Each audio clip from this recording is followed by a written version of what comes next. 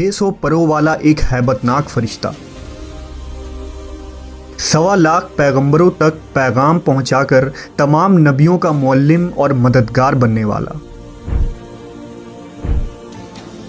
फरिश्ता जिब्राईल की तारीख क्या है? जिब्राईल मेराज की रात सिदरतुल मुंतहा तक जाकर क्यों रुक गए थे? हम इस वीडियो में फरिश्ता जिब्राईल के उन हक़ाइक़ को पेश करेंगे जो आपने इससे पहले कभी नहीं सुनी होगी। बहैसियत मुसलमान फरिश्तों पर ईमान रखना हमारे ईमान का हिस्सा है।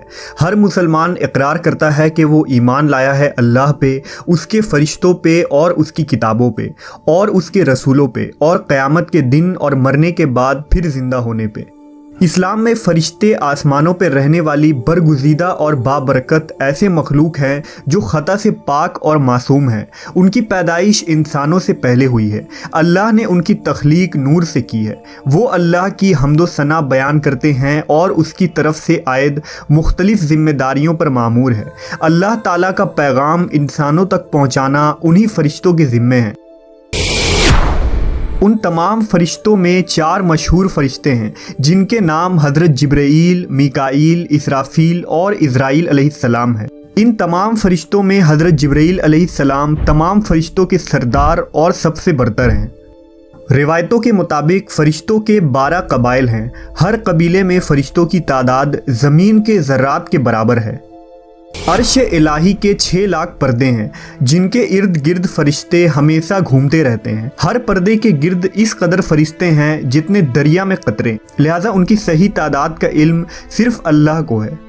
जिब्राईल अलैहिस्सलाम को अल्लाह के दरबार में सबसे ज़्यादा कर्ब हासिल है। जिब्राईल के माने अब्दुल्लाह यानी अल्लाह का बंदा है। मीकाईल के माने उबैदुल्लाह और इसराफील के माने अब्दुर रहमान है। दरअसल हर वो लफ्ज़ जो ईल के साथ मुंसलिक हो वो अल्लाह की इबादत करने वाला है। कुरान पाक में 3 मकामात पर जिब्राईल अलैहिस्सलाम का नाम आया है। बाज़ जगह उन्हें रूहुल कुदुस और रूहुल अमीन भी कहा गया है। जब जिब्राईल अलैहिस्सलाम आलम वजूद में आए तो फ़ौरन सजदे में गिर पड़े और ये सजदा तकरीबन 30,000 सालों की मुद्दत में ख़त्म हुआ। जिब्राईल ने जब सजदे से सर उठाया तो अल्लाह ताला का इरशाद हुआ, हमने तुम्हें नूर ख़ास से पैदा किया और तमाम ख्वाहिशात, नफ्सियात, जिस्मानी बीमारियों, तलाश मौत से बरी रखा है। तुम्हें कोई बहकाने वाला और राह रास्त से भटकाने वाला नहीं होगा। जिब्राईल अलैहिस्सलाम की पाकी का इंतज़ाम कुछ इस तरह किया गया कि जन्नत में एक नहर तामीर हुई जिसमें जिब्राईल अलैहिस्सलाम दाखिल होकर गोता लगाते हैं और बाहर आके अपने पर को झाड़ते हैं। गोता लगाने के बाद जितने कतरे उनके परों से गिरते हैं अल्लाह हर कतरों से एक फ़रिश्ता पैदा फरमाता है। हालांकि जिब्राईल अलैहिस्सलाम के 600 पर हैं। अगर एक पर फैला दें तो आसमान के किनारे छुप जाएं। जब अल्लाह ने हज़रत आदम अलैहिस्सलाम को पैदा करना चाहा तो हज़रत जिब्राईल को हुक्म दिया था कि ज़मीन पर जाओ और मिट्टी लेकर आओ ताकि उससे आदम को तैयार किया जाए।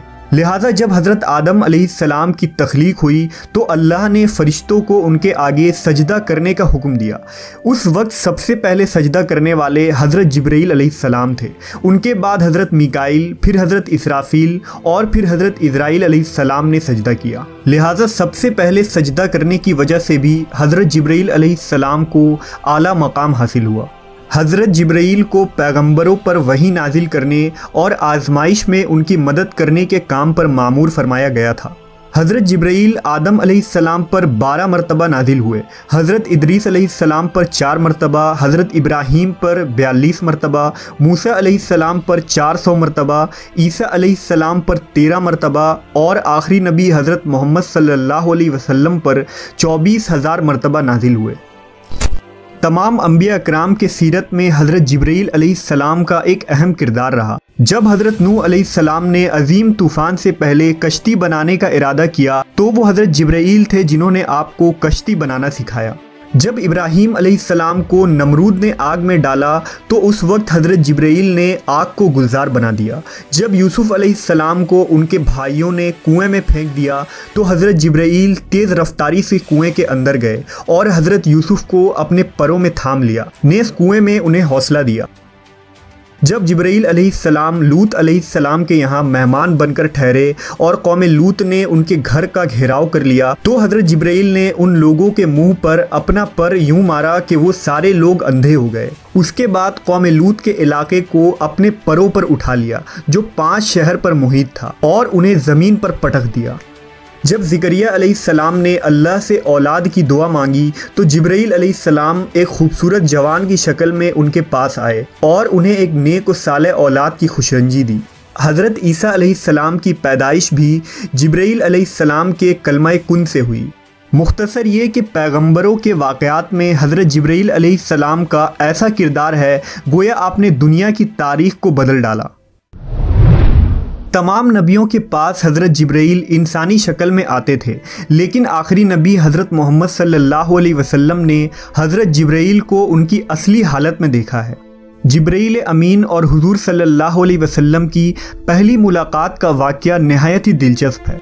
दरअसल हुजूर को तन्हाई पसंद थी और आप गार हिरा में जाकर इबादत किया करते थे। लिहाजा एक दिन गार हिरा में आप इबादत में मशगूल थे। इस असना में आप सल्लल्लाहु अलैहि वसल्लम के पास एक फ़रिश्ता आया और कहा पढ़ो। आपने कहा मैं पढ़ नहीं सकता। फ़रिश्ते ने आपको सख्ती से दबा दिया, फिर छोड़ दिया और कहा पढ़ो। हुजूर ने कहा मैं नहीं पढ़ सकता।